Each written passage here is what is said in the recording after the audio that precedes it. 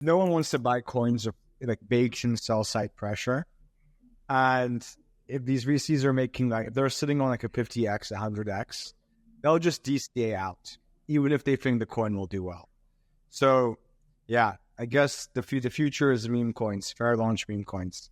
Very bullish on our industry. Hey everyone, this is No Cap. We like to talk and yap about crypto here and life as well. So my name is Namik. I'm guest number one, Hootie. Run a fund called Hash3, which is a seed stage crypto fund. How do you come up with the name Hash3? I started the fund with some execs, most notably the former chief product officer at Coinbase. And he sort of had this name in the back of his mind and kind of went with it. I don't know. That was it. It wasn't rocket science. What do you guys think is like the best fund name? The best fund name is probably one that you don't know about. It's someone's family office that just makes a lot. I feel like fund names, like they become something via their returns and via their personality, right? Like if you told me that like Fund X is like your favorite fund name, in some way that's probably due to them being like really good investors, right? If they were bad investors, you'd be like, that's not a good fund name. No, actually, I disagree. It's like reflexive. I disagree. I think that there might be good fund names of people that do horrible investments. 3AC. The C, but it has a 3 in the name. It has a 3 in the name. And they did do some good investments. That's not just at the wrong time. The super cycle was not last cycle, but it's going to be this one, I heard. It's going to be this one. That's a rumor. I heard. 1KX is a very good fund name. The 1000X. Pretty legendary. Yeah. So what's been up this week? It's been wild. We had an Ethereum ETF. Down only. I went on CoinGecko the other day and I saw like the market was down 8-9%, which was like a massive, like that's pretty fucked. Like the past couple months, just gone in a single day. What do you guys think is going on here? At the same time, Solana is still like at 170 something, which really just shows strength in red days are not with us. The thing that Ethereum misses a little bit of, when BTC went down past. It went to 15K and then it went back down again below 10K to 9K. And everybody was posting the Vegeta memes with over 9,000. And then with Solana, you had the Solana Summer, I still remember very vividly in my friends going around in Greece with the Pit Vipers, Solana Summer. And I think that Ethereum misses a little bit of this component. Like, what kind of meme will make Ethereum go up again? There needs to be something. Yeah, I mean, I think that's true to some extent, but I think there are some structural differences between ETH and Sol. Look, I'm not my fund is not like a short-term trading fund, but if you look at like inflows and outflows, like a lot of the ETH selling comes from Grayscale, right? So that's all of the outflows, and that created net outflows. A lot of this like outflow that occurs that Solana doesn't have, right? There's no Grayscale Solana fund, so you're not experiencing that outflow.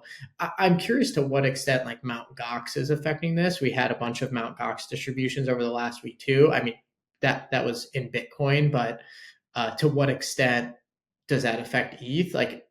Because ETH is a sort of a longer tenured token.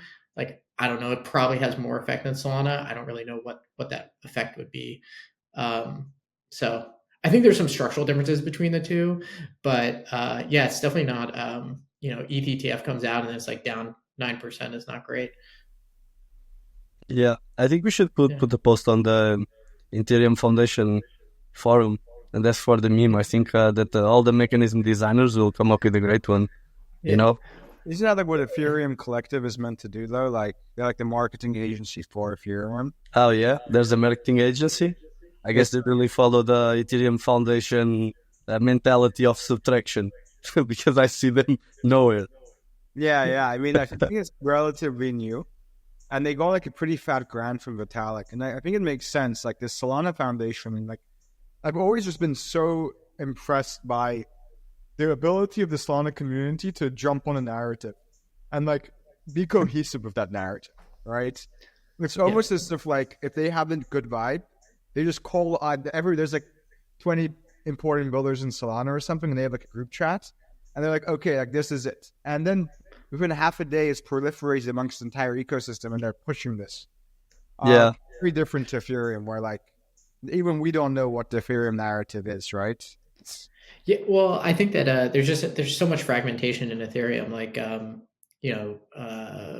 there's a bunch of infighting, right? So everyone is at some level competing for either the same users or the same liquidity or whatever it is. And in Solana, it's just far more cohesive, right? So if someone launches something, then everyone gets on board, or people use other companies' services within the ecosystem, and there's just not a lot of like competition within different sectors of Solana as there is in Ethereum, which is arguably like something that we should do for more in ETH.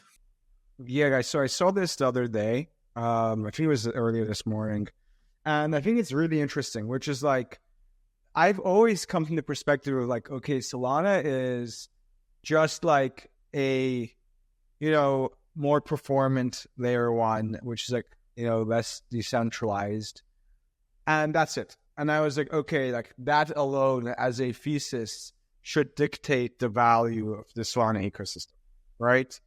But what's very different to me is I actually looked at like the Q2 performance here, and it's insane, right? Like Solana has 50% of ETH plus L2's users, 190% of ETH plus L2 stablecoin volume, just really, really crazy stats, right? DEX volume flipped ETH recently. I think some of these metrics are gamed a little bit. If you actually, Victor Bunin should get credit for this because he put out a tweet analyzing Radium's pools to volume, and there will be pools with like $7 in the pool, but they have millions of dollars of volume. And so, the TVL to volume ratio is like extremely high. And obviously it's just because there's, there are low cost transactions. People are just like trying to create organic activity in these pools by increasing the amount of volume. So I think some of this stuff needs to be backed out and cleaned up, but I'm not saying that Solana is not doing a good job, because I think if you could look back to what the truthful metrics are without all of the botted traffic, like I think it's probably accelerating at a much faster pace than Ethereum is. But some of this stuff like the flipping is not correct entirely. Are you telling me that in the blockchain industry people actually bought this type of metrics? It's hard to believe. It really is. But those $7 in that pool are doing a lot of work. That's all I gotta say. Extremely efficient, extremely capital efficient. I remember last cycle there was that expose on some like tier one, like non-crypto news agency about how they ran that scheme really, really heavily last cycle in Solana, right? Where they were able to like quadruple count each dollar that goes into the system via like... Are they talking about the brothers? Yeah, exactly. Multiple DeFi protocols? Yeah. They built the entire Solana ecosystem, allegedly. Yeah, based. Yeah, pretty based, to be honest. Yeah, but they quadruple counted the TVL of Solana, yeah. But I mean, to be fair, wasn't this also happening in the Abracadabra ecosystem? Yeah, but that was like obviously a game of, first in, first out. Oh, yeah? Yeah. But the Solana ecosystem was different. And the Ethereum ecosystem was, Olympus, I really believed in 3-3. Tiago is still holding. Tiago, how much GM do you have? Not all. But redacted, yes. Now it's dinero. What's this cycle's Olympus? I don't know, but it'll have to be something symbolic. When I was like on the Olympus pre-sale, actually at that time I was touring Greece with some boys with the Pit Vipers, and we were on the day of the Olympus pre-sale in Mount Olympus, and we had to get down to catch network signal, and it felt, I don't know, there was a connection, something, I would almost call it biblical. There was just a light, and I still think we don't have this type of moments ready in the industry. And when you feel this type of connection with the market, I think this is when a token will rip, Or maybe it's just a popping. It's just a lot of popping And all these metrics that you were showing me are because people want to buy Popcat and Billy. I don't know why, but they pop a lot, and they're going to continue popping. I'm hearing people talk about this. Sounds like you're just trying to show your bags. No, they're not my bags, I swear. No, I actually dislike popping. I don't know. It just feels like the market likes popping. But me personally, it's something that I would never. You would never. Never. No. But Billy is cute, though. The dog is cute. Yes, the dog is cute. I mean, it's a good thesis. Remember all those people going around on the streets and showing the pictures? I think Billy wins. Ask everyone. I think Billy is a cuter meme than dog with hat. The dog is cuter. But dog with hat as a hat, though. The hat does stay on. Not on this podcast. Not on. Says Hootie with a hat. But actually, that's a bigger hat. Where did you get it? I stole it. I made my own. Dude, someone was talking to me about that. They're like, hey, where'd you get these hats produced?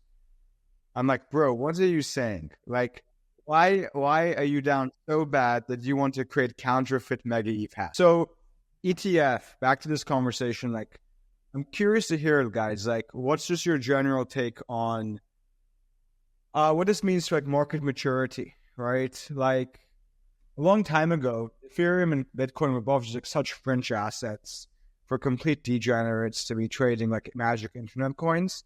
And now the bell is being, the bell is going off in New York for Ethereum.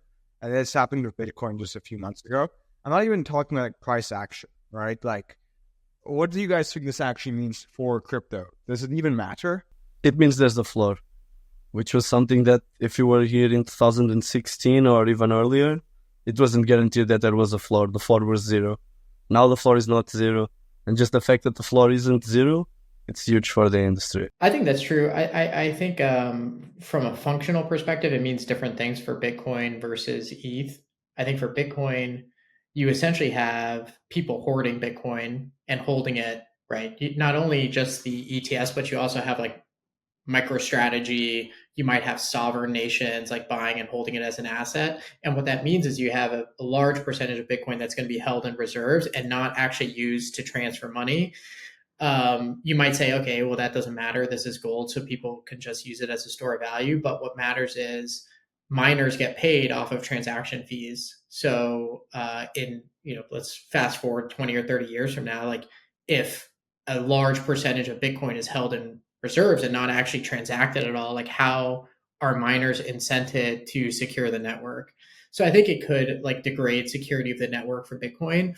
I think for Ethereum, that could exist if we don't get staking with the ETFs, right? So you have people holding it and not staking it. Maybe there's enough node diversification in Ethereum such that it doesn't matter, but it might degrade it over time. Like if, once again, you fast forward 20 or 30 years and there's a big allocated amount to ETFs. What do you think about like keeping the alpha on chain? I've been talking with a bunch of people that are big Ethereum holders, and there seems to be, a common opinion that keeping the alpha on chain, not having a stake this ETF, is actually bullish for the ecosystem and for us who are doing our on-chain activities on a day-to-day basis. What do you guys think? Wait, that's because more of the staking returns goes to people who are non-ETF holders, like I guess people who are more quote unquote active. Yeah, I guess that's better. I guess it's better for us, right? I'm not buying ETH out of an ETF, that's for sure. So no stake ETF, no stake Ethereum ETF.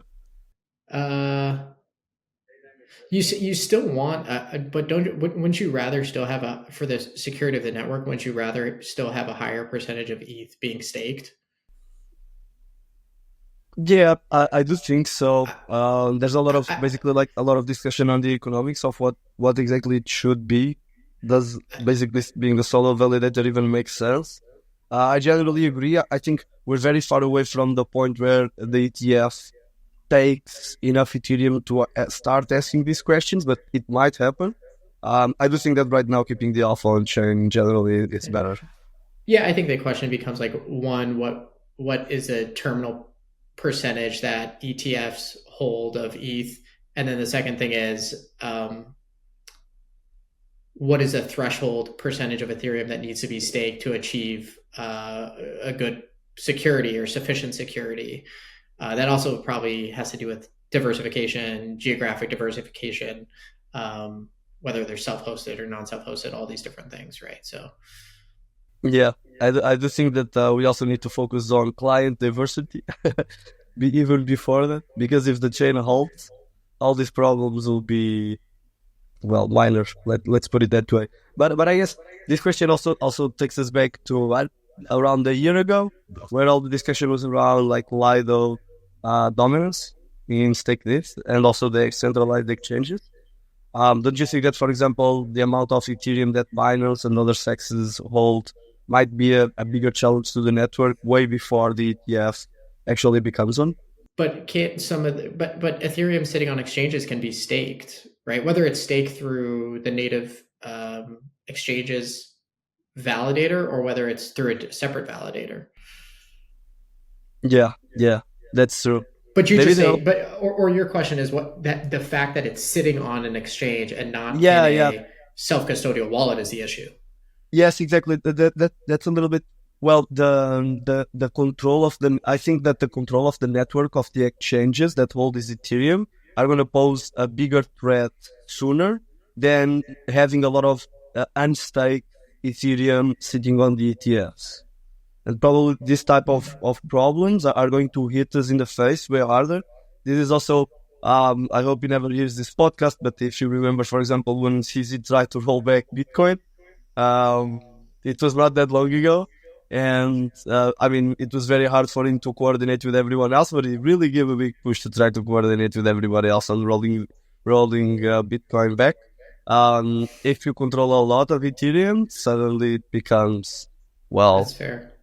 I wouldn't say feasible. It's hard to say feasible, but at least possible. It's a risk. It's a risk, that's for sure. Within the realm of possibility. It's a good point. I think we look at I think you guys are looking at this ETF thing from a different way than I am, right? I think that the question of, no, we're just going to end up centralizing all of these assets off chain is valid, right? And it's being held by certain people because they're going through the ETFs. That's a totally valid, initial granular point of view. My hope is that the role of the ETF isn't to say, hey, look, now you have a new way for these different players to come and engage with the asset class in a trusted manner. It will hopefully be bringing people on chain, right? I think the narrative is very clear for Bitcoin. It is a store of value. I remember that a couple of years ago, I was on the trading floor. I was part of a small crypto trading team inside of everyone else was TradFi. And Bitcoin was, in the 20Ks during the bear market. And they were. Would you consider that group was the exit liquidity at the time? No, they did not. They were dancing on our graves, basically, right? They were just yeah, you're screwed. This whole thing has been one big bubble that was coordinated because of, this rare black swan of COVID and the corresponding money print and the people's wish to gamble when they were sitting at home. It's done. So they were the exit liquidity of the next cycle. Yeah, I hope so. But, they were very much pretty anti-crypto, right? And they were all quite sophisticated, right? They're our dream DeFi users. And obviously they were wrong. Bitcoin's now near all-time highs. And they've all kind of coped with this fact. But I think even the past couple of years have created really strong narratives for Bitcoin. Bitcoin is the global hedge against any nation state. The US fucks up Bitcoin. China fucks up Bitcoin. Russia, Ukraine, Israel, Palestine, Bitcoin. It's very, very clear. And I think that the Bitcoin ETF helps facilitate the legitimacy of Bitcoin as an asset class and as a hegemon. I don't know what it does for Ethereum, to be honest. Right? I think that right now it's a harder sell. It's a digital oil. You can build all these cool smart contract products on top of it, but who is it meant to serve? Is it meant to serve the bankers? Is DeFi meant for banks? Is it meant for retail? Retail can't afford it. That's the only use case we have, which is DeFi, right? Gaming is unproven. I mean, like a lot of money's gone into it. So far, nothing's worked. You have a consumer, which is just like, in my opinion, so far, really shitty DeFi primitives with some social element, right? I think social fi, the way we've seen it, no one's going to use that. No one gives enough of a fuck to put $1 into like get alpha from a friend tech group. Retail does not do these kinds of things. Like they don't care about making it like money every moment of their lives, or they would have been in crypto a long time ago. So yeah, I don't know. I think that's the question for me, right? Like, what does this Ethereum ETF even mean? If for traders, it means buy SOL, right? Like, okay, like that's a good trade. It has good stats. It's cheap. It's going to be the next ETF. But for actual retail users, what does the ETF mean? Like, what does it symbolize to them? I just think that it will be more viewed on national television. Maybe that will mean that some people who are considering buying it will buy it. I don't think it means more adoption of products that are built on top. Not at all. Ethereum right now is just the home of experimentation. Basically, you can use it as your own lab to get very quick feedback loops on different types of products that you build. Like you said, most of these use cases are financialization of different primitives, or even recreating like TradFi primitives in general. But at the moment, there's no indication that any type of product will find PMF. I mean, some people may argue that, for example, Polymarket might do it, but the elections are one data point, might not hold. But at the moment, really, the only thing that has PMF are products that allow you to bet on experiments on the biggest experimentation platform that exists on planet Earth. And these are DEXs, perplexes, things that you can trade, meme coins that you can trade, the value of these platforms, because at the end of the day, you're just trying to gamble on these experiments. I think DeepIn has showed some promising aspects of using crypto networks as a mechanism for bootstrapping a broader network. I mean, it's still TBD on more on the demand side for both of these, for, the largest ones maybe being Helium, HiveMapper, whatever, the demand side, or maybe some of the GPU stuff on the crypto AI side, like if there's enough demand. But I think what's been interesting is actually bootstrapping the supply side of that network has been pretty interesting. Namik, I think like to what you're saying, like, to your point about the differences between the Bitcoin ETF and ETH ETF, like I think the Bitcoin ETF was probably like overdue, and the ETH ETF was maybe too early, to be completely honest. And that's just a function of institutions saying, hey, we launched a Bitcoin ETF and it was like hugely successful, and so let's just go down the next one on the ladder. But ETH outside of DeFi and maybe some of the early DePIN stuff, which, some of that stuff is not even on Ethereum. It has not proven out the other decentralization promises like SocialFi, or maybe like, taking out all of these extractive marketplaces that exist. Yeah, I think you're right. I think DePIN is super cool as well. But what do you guys think about Helium? Actually, like that DePIN example is something that I discuss a lot with people. I think it's the only real example where the incentives that we run on blockchain actually were done for something that's going to last. Yeah. Like I know people that right now are using their low frequency transmitters for many different use cases. For example, here in Lisbon, I have a friend that he was one of the people that installed the most Helium routers. And now he's using it for basically a project that's already running on the entire country to prevent flooding. So like he installed very small chips that see basically the level of the water. When the level of the water rises above a certain level, it triggers a warning to the government, and they start cutting roads, etc. But basically he's doing it only because Helium provided the incentive so that you could install these routers everywhere. And now like this projects are coming up, but I mean every other incentive that's run on the blockchain, it's something temporary, this is something that maybe in 10 years we find that use case, and the incentives that Helium run back in the day, like bootstrap this possibility. And I think that what Tiago is saying, like the underpoint to that is that a lot of the stuff that Namik mentioned was like, oh, this is just like an insular crypto thing, but the DPIN projects actually expand beyond just crypto, right? These are like real world use cases. Someone theoretically could have created a sensor that's not crypto related to do this, but because of the native token and coordination mechanism, you can actually build something like this and be incented to build something like that. I feel like decentralized networks are like innately very difficult to bootstrap, right? I think people have had these ideas before and they've never succeeded. The question is, can we bring like crypto economics and crypto mechanisms in there to like make it work? I'm a big fan of Mapper too. I know you mentioned that. I think it's really, really cool. I feel like last cycle, all the experimentation was on ETH, right? And yes, sure, like DeFi Summer came from ETH and like DeFi came from ETH. And you saw like the second order effect of like DeFi 2.0 and DeFi 3.0. We never got DeFi 4.0, unfortunately.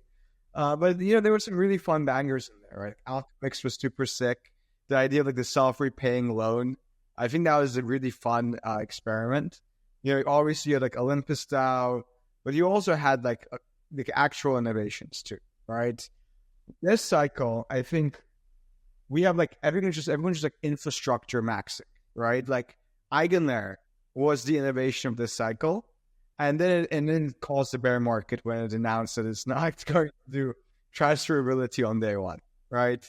But on the Solana landscape, yes, like you can easily say like Solana is just like racist meme coins. Also, I'm an ETH maxi, by the way. Like I love Ethereum, but you can say Solana is just like racist meme coins, but they have like these really cool DeFi DePIN protocols, right? And last cycle, even then, I remember when I spoke to my friend in Azerbaijan, and I'm like, yo, so what do you know about crypto? He said Steppen. I know about Steppen. And that was on Solana. That wasn't on Ethereum. I was like pretty bearish on the landscape for Ethereum, to be honest.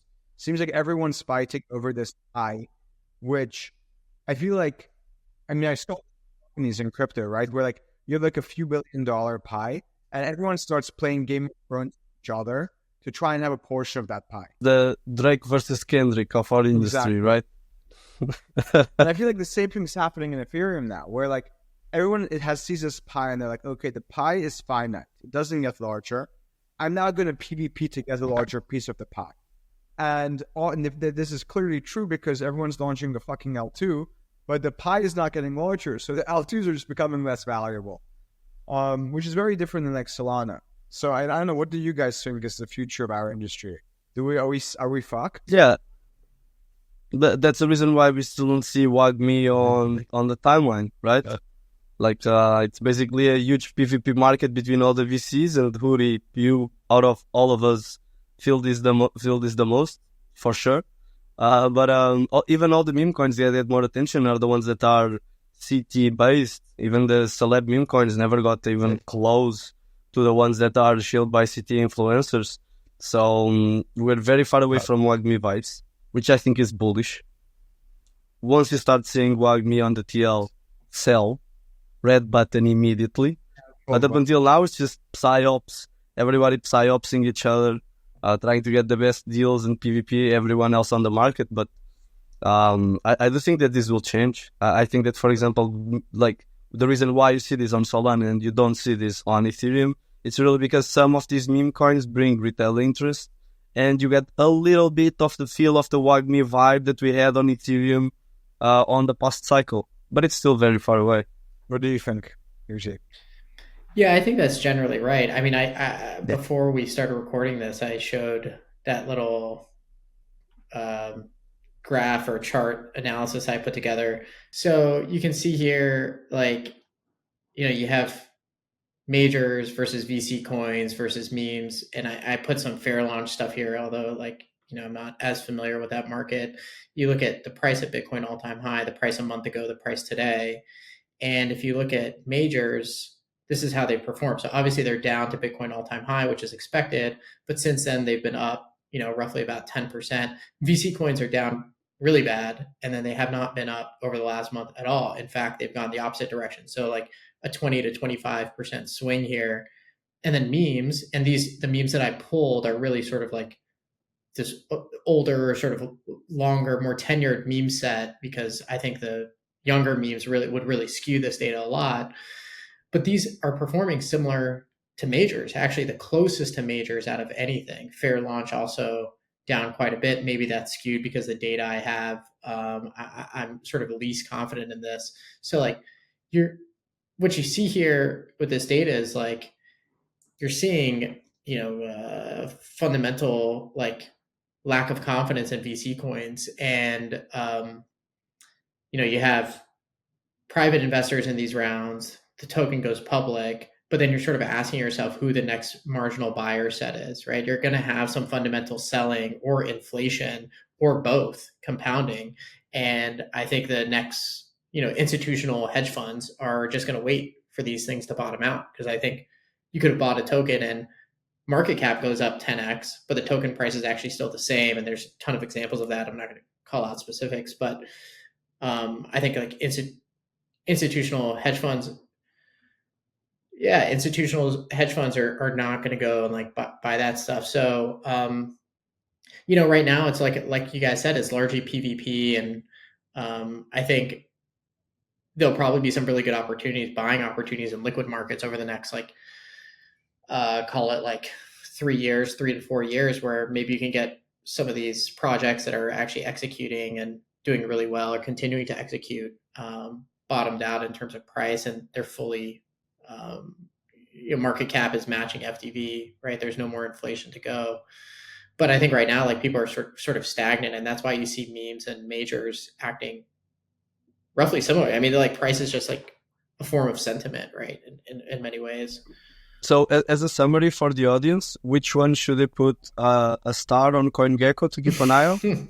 I can't name specifics, but yeah, I mean, like, whatever, just track what you like over the long term, like make sure people aren't rugging, right?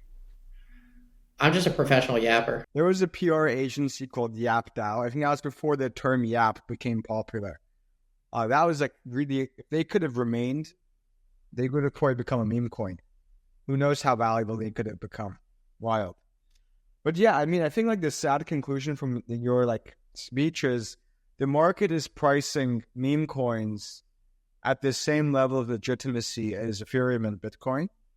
And it is discounting VC coins as scams, which means like nobody's in it for the tech. Are you saying that VCs actually invest in the tech? That's the only thing they can invest in, right? Like, yeah, can you tell me 5 projects in which VCs invested in the tech? I think like Eigenlayer was a pretty technological bet.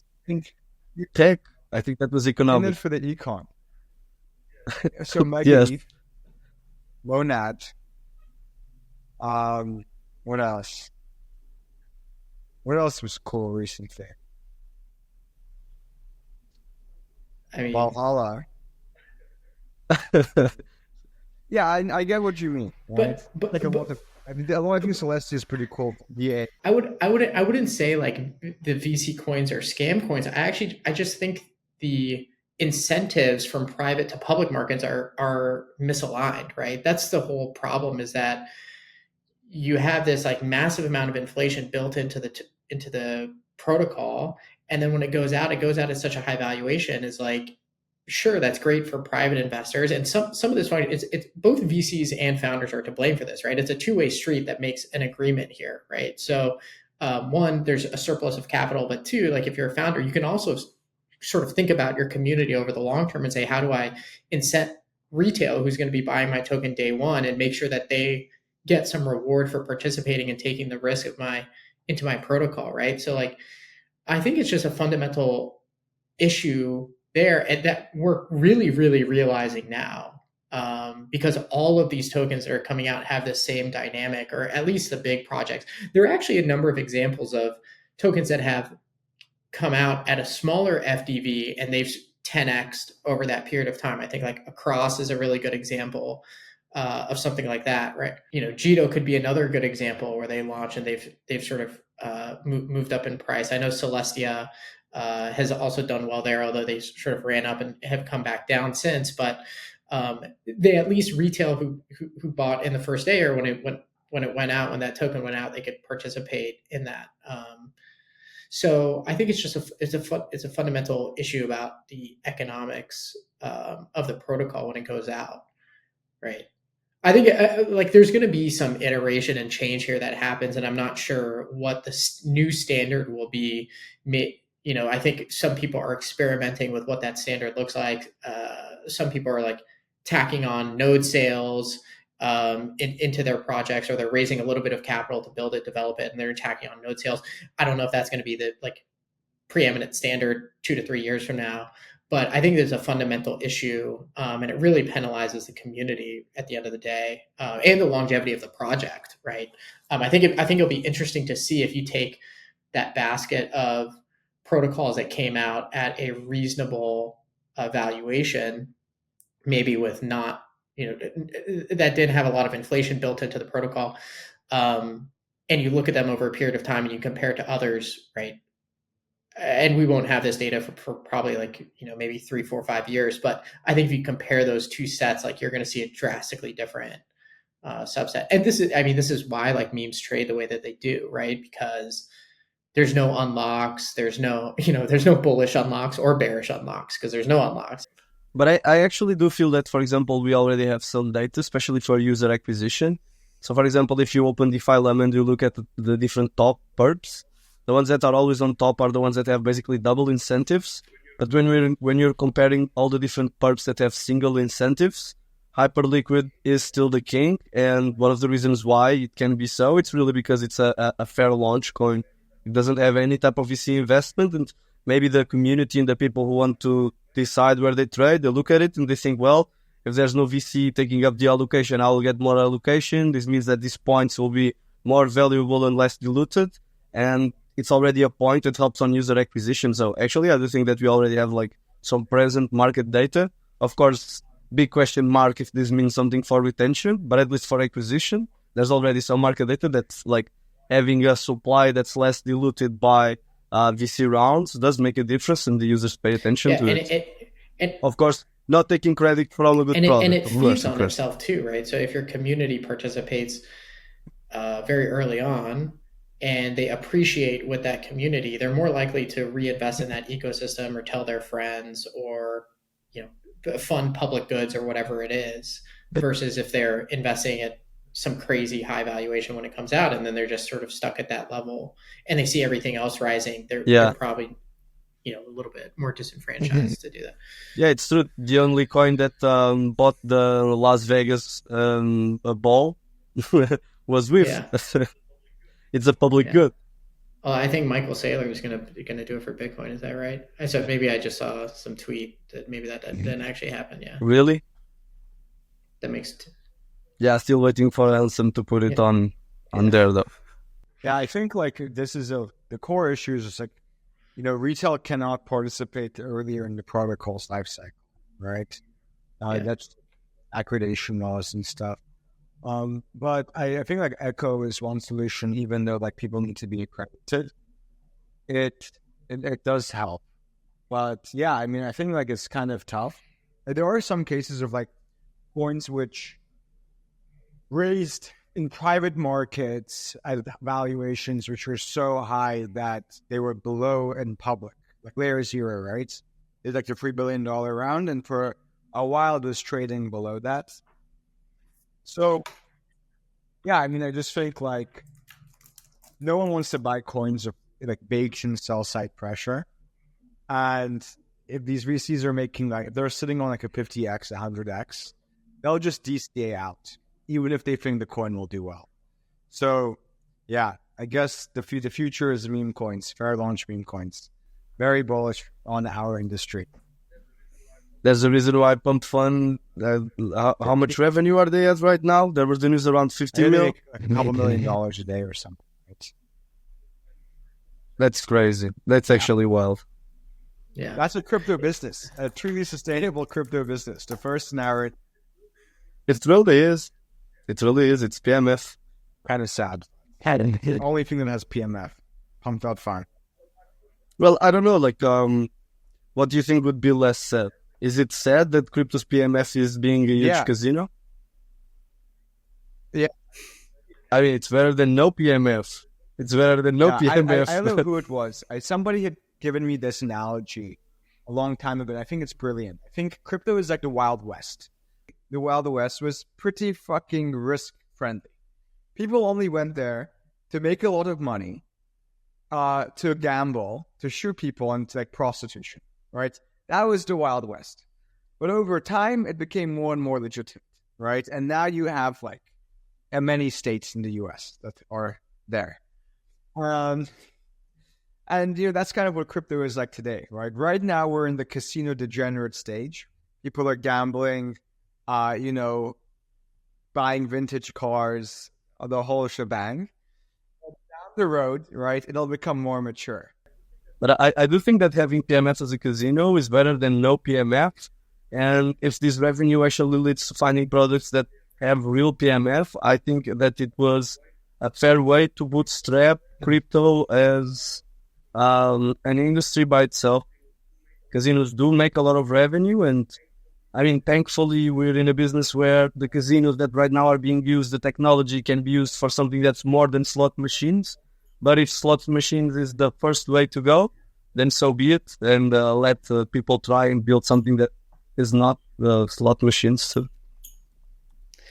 I mean, I think there's like a gray area there too, which is like, some of the stuff we've talked about that has product market fit, like DeFi or DePIN. The token and the incentive mechanism is crucial to the coordination, right? So let's just like make up a DePIN protocol that uses that token to incent people to do some action, and then that doesn't actually end up creating any value, but these people make money, and that's like a casino.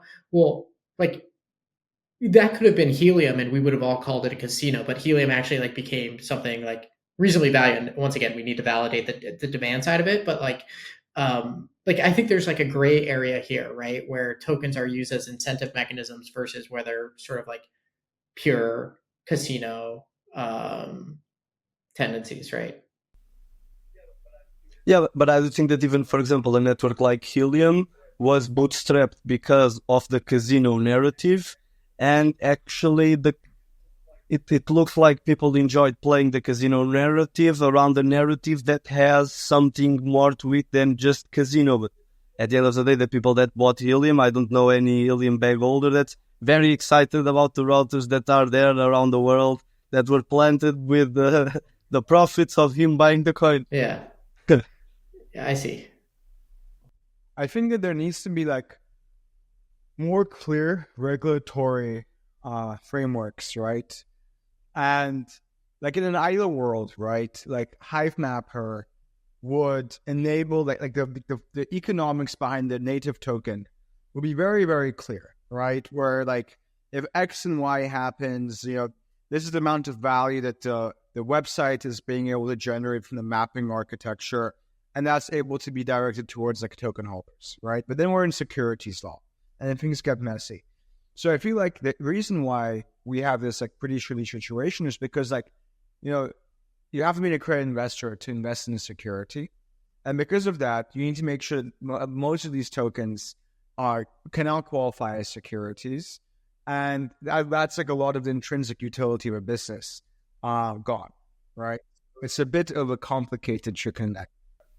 But I do think, Namik, actually, that the regulatory clarity around this type of assets and what we're doing on the big web is going to get the gap between regulatory clarity and basically the technology itself is just going to get larger. Like these people learning rate is not increasing, but the rate at which the technology gets, shipped is increasing by a lot. The fact that we have already these decentralized platforms that nobody can stop for experimentation already basically disable you from providing any type of regulatory clarity or even like, I wouldn't say the lack of regulatory clarity, because it can be a little bit more philosophical, and you can call it also like morality, what's right, what's wrong, what's good for the greater good of society.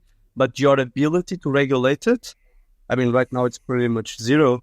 How could you regulate these things? Are you going to chase ISPs and become Orwellian society where basically all the IPs are tracked down, and if you interact with the node of Ethereum sending a random payload that does not conform to the norm, then an agent will be dispatched to your address to collect you immediately to understand the payload that was encrypted within your message. I more so meant is I think like a lot of security law regulation is outdated. I mean, if they change accreditation law, however you pronounce it, like accreditation law, that'd be one solution, right?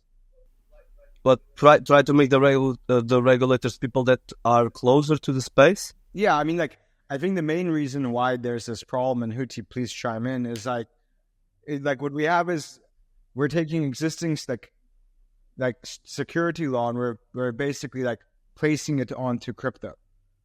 And I would argue like securities law is already outdated in the way that it makes the rich richer and keeps the poor poor, right? Like people cannot execute on trades themselves. They need someone else to do it for them.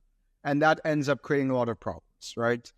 And you're putting those existing outdated problems into a rapidly evolving field and basically cutting multiple limbs of the ecosystem's ability to grow.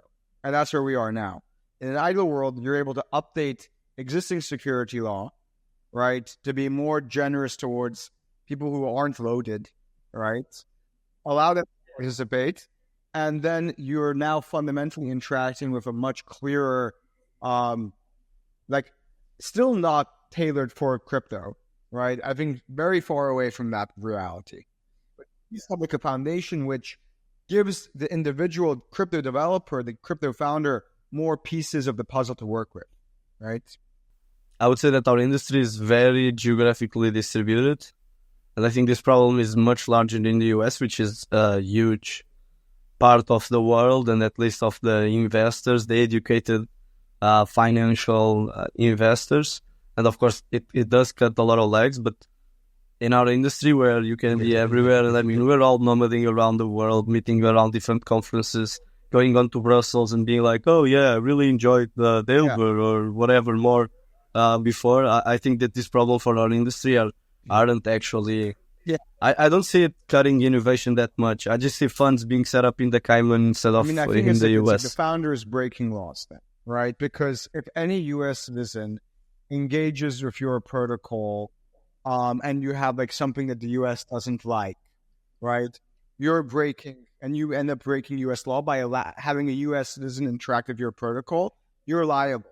It doesn't matter if you're sitting in like, Lisbon or Turkey or Bangladesh, right? It doesn't matter. So, yeah, like it is a small portion of the world, right?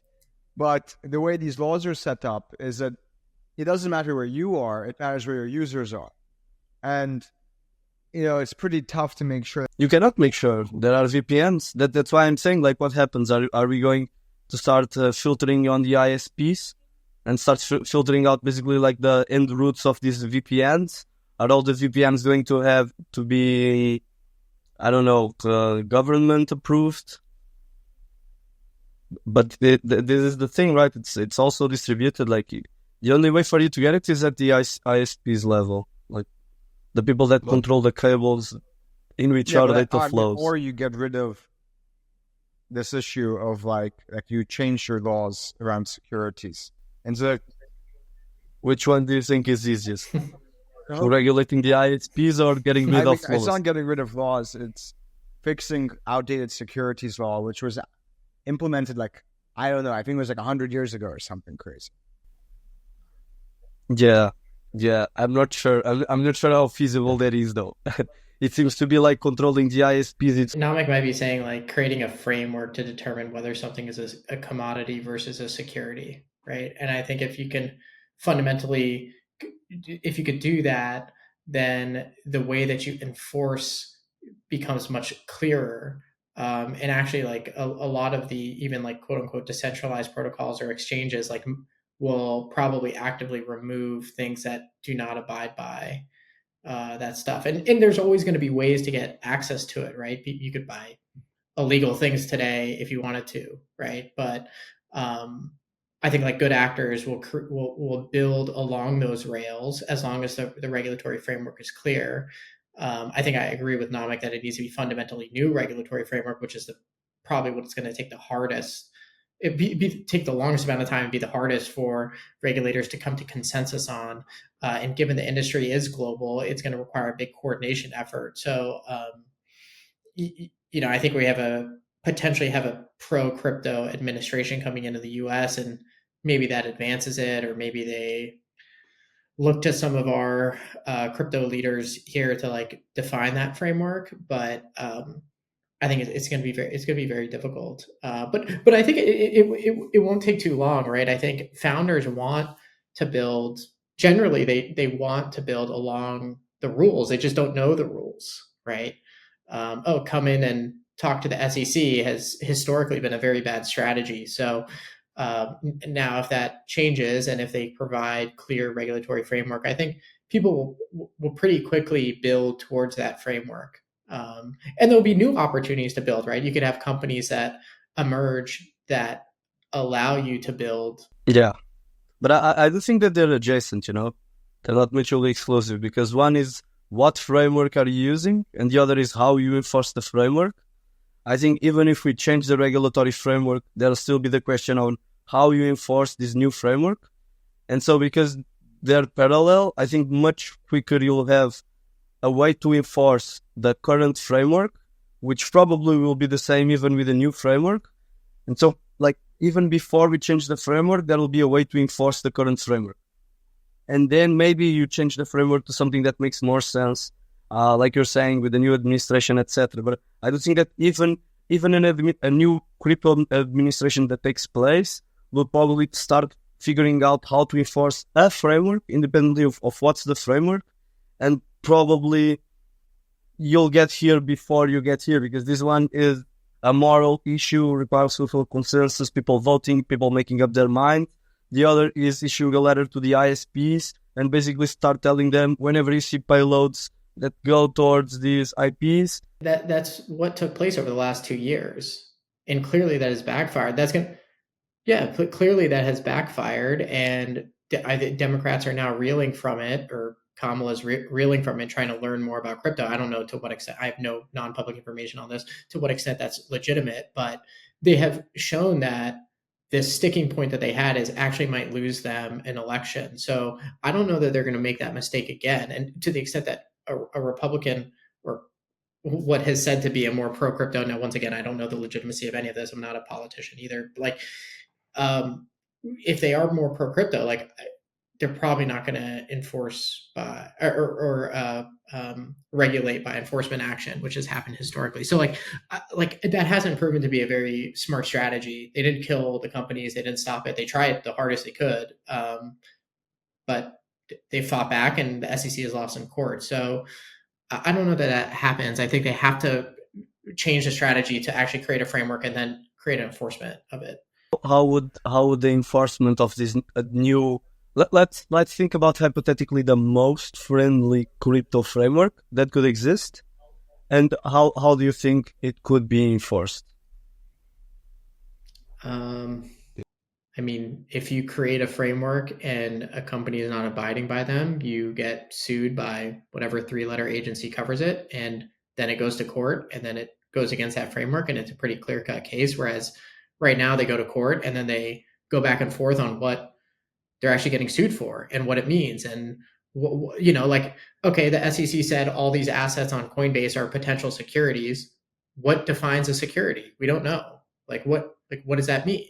So it's vague and being figured out in court. But if you have a framework and say, if a protocol meets these thresholds, then it is a commodity, then it becomes very clear on what you can do and what you can't do. It's like Tiago, they're telling you not to speed. And you're like, well, I'm driving down the road at 100 miles an hour. To me, that's not speeding. And they're like, no, but you're speeding. And you're like, well, I don't know what it is. No, but what I'm talking about is basically how do they set up the speed cameras? Like, what speed cameras do they use? How do they set them up? Are they going to be speed cameras that only basically take a photo of you in a particular spot, or are those ones that take the time that you cross one point and then do the average of the speed when you get on the other? Like, how do they actually enforce it? detailed the framework is, right? So, In the most friendly framework, do you think it should be extremely detailed or should have open questions? I would lean to it being more detailed than vague. I think historically, a vague framework has not been either gets used nefariously by crypto actors or just leads to good actors getting penalized because there's not a clear framework. Yeah, I do agree with you, but the problem that I see that, especially around crypto, is that usually, basically, the mechanism, the way that you do mechanism design is so quickly that if you get a very extremely detailed legislation, it stifles innovation. I'm sure there will be a like that'll, but there'll also be like a 14-year-old in its basement that is with his friends on Discord and he finds a loophole, and then he creates a DeFi protocol that completely exploits this loophole. And suddenly, looks like this legislation that we just passed isn't good enough. In crypto, like the feedback cycle is completely different. It's not, for example, like those illegal drug markets where they say this substance is illegal, then they change one leg of the molecule. About drug like markets, I'm talking about like tech. Yeah, but even crypto within tech, it's super quickly compared to anything else. Like we haven't, how much innovation have we even seen in crypto, right?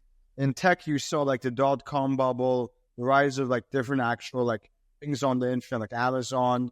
Then you saw, like the rise of social networks. Now you saw the rise of AI, right? There was some IoT in there.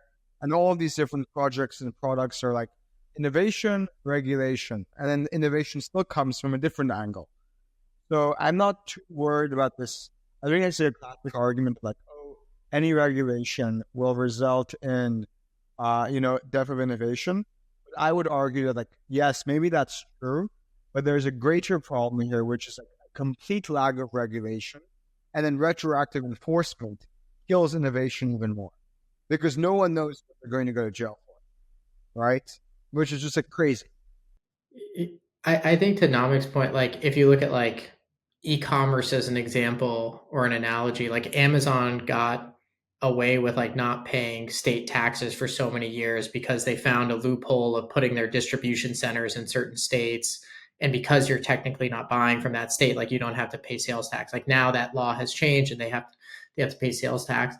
I mean, regulation is always going to lag technological or crypto innovation, but it'll eventually catch up. And I think it's probably a good thing. People exploit these things, find the holes, and then it gets caught up. Like it's just going to happen. It's better than being totally lawless, in my opinion.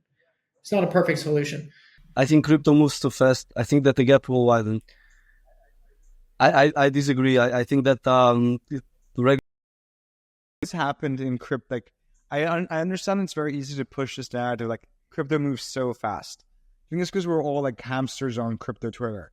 But I'd love to hear like what are the crazy innovations that have happened that are so fast over the past 4 years? The fact that you have a smart contract platform means that you can pretty much think about anything else and take it to production immediately. So, for example, with crypto, you either start by choking the basically the people that distribute the internet itself, or you'll never catch up with regulation. And like even the regulatory framework that you can have for the type of protocols, for example, that you can build in DeFi, like how do you enforce it? Like, and how does regulation catch up when there's 1,000 different forks every day? I guess my question is like, what is the 0 to 1 innovations? I don't think that there are a lot of 0 to 1 innovations. I think it's just the like minor changes is what really makes it tricky to provide regulation.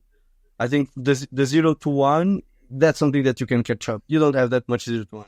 You had Bitcoin, then you had Ethereum, then you had some other types of like blockchains, etc., that might make it a little bit tricky. But to be honest, these are like the two biggest ones, which is decentralized consensus algorithms and then smart contract platforms on top of decentralized consensus algorithms. These are the 0 to 1s. But the fact that you can pretty much code anything at the smart contract level, these small tweaks are what makes it very easy to write a detailed regulation that will eventually catch up with all the innovation. Okay. Yeah, I mean, yeah. Let's see how it pans out. Let's see how things settle. One final topic I want us to quickly sync on, I know we're going a bit over, is Kamala Harris, right? I was shocked by how, like, I think I am obviously not super political. I'm not American. I don't care that much. But, I wasn't like the biggest Trump fan back in the day. And then he becomes very pro crypto. And, he becomes pro college educated immigration and all this stuff. Like, okay, like that's chill. But the main reason I'm interested in this is because of crypto, right? And I think like the general consensus in CT is like, okay, like we're all pro Trump now because he's pro crypto. I'm like, okay. And then like Biden is obviously very anti crypto, like Gary Gensler, the whole shebang. And like even up until like 6 months before he decided to, go to sleep, right, and not try to run for re-election, he was like blaming a bunch of things on crypto, right? Like he was like, oh, you know what, I'm not going to raise the debt ceiling because I don't want to let those crypto tax cheats win. So he was pretty anti-crypto. But, Kamala is, going to be president now, and she was considering coming to speak at Nashville for like this Bitcoin event. And the entire timeline was so anti-Kamala, right? They were all like, no, fuck this shit. Fuck the left. We're Trump or die. And I was asking myself, were these people pro-Trump because of crypto, or were they like, it was just an excuse? My take is we need to be pro anyone who's pro-crypto because it's just a hyper accelerant of the crypto adoption of the world, right? So, whoever has to be, it's like the better of two evils. Like, whoever the lesser evil is, I'm fine with it because they adopt crypto. But I'd love to hear what you guys think is the landscape here for Kamal. Yeah, I think it's very easy to have that opinion when you're not a US citizen and you're working in crypto. So yeah, I share the same opinion because at the end of the day, it will not affect a country that I live or my family lives in. But the president being pro-crypto will definitely impact my line of work. So yes, I share this opinion. But why are people on crypto Twitter so anti-Kamala? I think they're anti because it's just a little too late, right? They're only now recognizing that crypto could be important to them achieving re-election after absolutely like mistreating the industry for 2 years, right? Operation Choke Point 2.0, suing all of the best actors in the space, totally missing the biggest frauds in the space. And then they're coming back and saying, Kamala's calling Mark Cuban to ask about crypto. It's like, it's like, since I hope they don't call me, I don't want to talk to them. It's insulting, so I think that's why most people are against it, but it's a little bit more of a complex issue, when you live in the US, to determine like what is the right path forward and if you're a single issue voter or not, or what else you care about. I think the other point is that we don't even know if the Trump administration is going to follow through with what they say either, right? Like I'm not, I don't have 100% confidence on anything that happens. So if the Democrats are so easily switchable, where they're like, oh yeah, we hated crypto before, and this was like our primary goal was to put out this industry, all of a sudden to switching to being like somewhat accommodating or being open to it, being pro tech. I don't have confidence that like the other side of it is going to do what they say either. So yeah, Trump was anti-crypto. Like he was like properly anti-crypto when he was in office, which is crazy. Like that feels like a lifetime ago, back when ETH was worth a lot less. I hope that this conversation was a lot of no bullshit, as we always try to be. And thanks a lot for coming on the pod, Hootie.